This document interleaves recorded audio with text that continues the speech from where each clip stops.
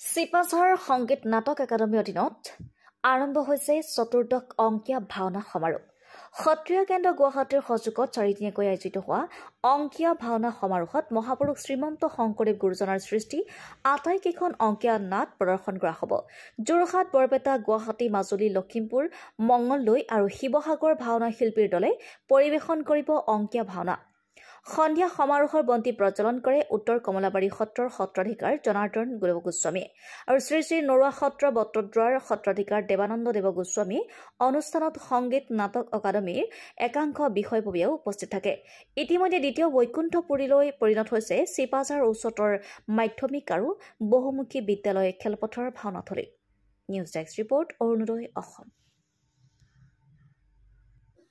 সংগীত নাটক একাডেমীৰ নতুন দিল্লীৰ অন্তৰ্গত তত্বাৱধানত আৰু সত্ৰীয়া কেন্দ্ৰ অসমৰ যোগেদি যিটো চতুৰ্দশ অংকীয়া ভাওনা সমাৰোহ আজি চিপাঝাৰত অনুষ্ঠিত হৈছে আৰু আজি আনুষ্ঠানিকভাৱে উদ্বোধন হ'ব আৰু তাৰ লগতে 7খনকৈ অংকীয়া ভাওনা ইয়াত পৰিৱেশিত হ'ব আৰু আমি আশা কৰোঁ এই এটা নতুন ভাল পদক্ষেপ, যাতে বিশেষকৈ চিপাঝাৰ বা মঙলদৈ এই অঞ্চলত ভাওনাৰ যিটো শংকৰ মাধৱ গুৰুকেইজনাৰ যি মহান সংস্কৃতি, যি ভাওনা সংস্কৃতি, তাৰ এক প্ৰচাৰ প্ৰসাৰৰ কাৰণে এইটো এটা সুন্দৰ পদক্ষেপ লৈছে অংকীয়া।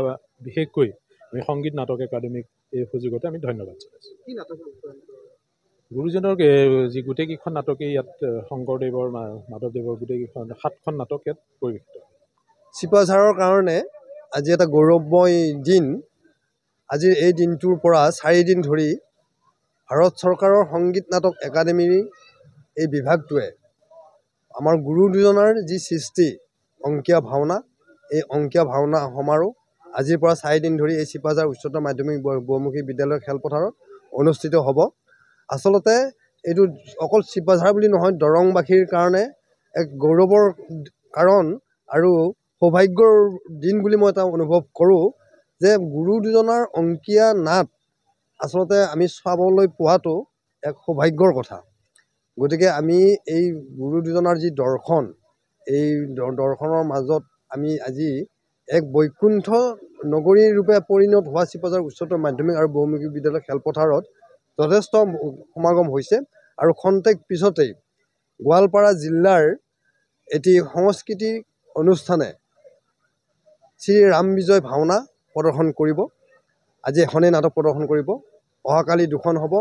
আমাৰ দৰং জিলাৰ মঙলদৈ ইউথ ক্লাবে এখন কৰিব চোৰ ধৰা আৰু আপোনাৰ বৰপেটাই এখন কৰিব, বৰপেটা জিলাই। গতিকে এনেকৈ অহাকালি 2খন, তাৰ পিছদিনা 2খন আৰু তাৰ পিছদিনা 2খন, এনেকৈ মুঠ 6খন। আজিখনেদি 7খন নাটক ইয়াত পৰিৱেশন কৰা হ'ব আৰু মই আশা কৰিম চিপাঝাৰ তথা দৰঙৰ সমস্ত ৰাইজে ওলাই আহি এই নাট উপভোগ কৰক আৰু উপভোগ কৰাৰ আগমুহূৰ্তত মই সংগীত নাটক একাডেমীৰ সন্মানীয় অধ্যক্ষা আৰু সন্মানীয় সচিব মহোদয়ক মই অন্তঃকৰণেৰে চিপাঝাৰ তথা দৰংবাসীৰ হৈ কৃতজ্ঞতা জ্ঞাপন কৰিছোঁ।